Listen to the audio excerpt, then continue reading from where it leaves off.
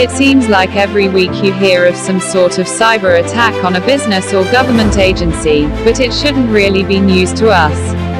These type of attacks are as old as the internet itself. Since the time of the earliest computer worms, like the Morris worm in 1988, these little parasites have been infecting computers and networks around the world. But what are computer worms and why should we pay attention to them?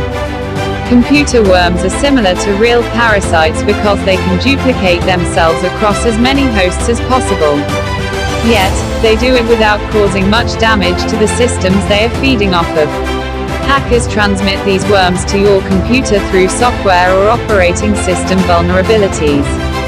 They usually arrive as attachments in email or instant messaging. They contain standalone software or files that do not have to attach themselves to any other software program to cause damage. The goal of a computer worm is to replicate itself and spread those copies to other computers, and they do this without any human interaction.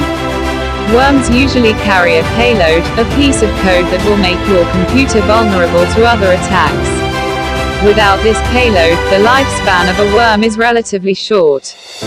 This is because as soon as the worm deploys, it reveals the system weakness that allowed it to enter in the first place.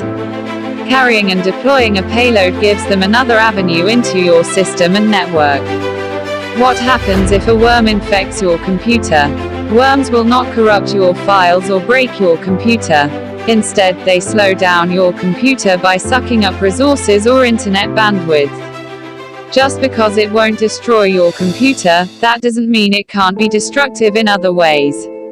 These invaders can modify and delete your files, steal data, and install backdoors.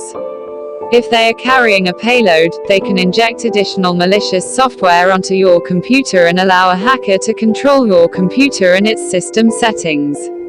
Luckily, frequent software and operating system updates make worms less effective than they were when those updates were few and far between. However, you still need to keep your security updated to keep them out. Here are a few tips for keeping worms from burrowing their way into your network. Use a personal firewall. Without one, your computer system is completely exposed to an attack on the internet. Public Wi-Fi makes this an even bigger problem. Be careful when you click on the links you find in emails and on social media. Only click on those you completely trust. Hackers are experts at making these files look legit. Have a good anti-malware program such as Kaspersky or Malwarebytes installed on your computer, or use Windows Defender. Turn auto-run off when downloading files from the internet.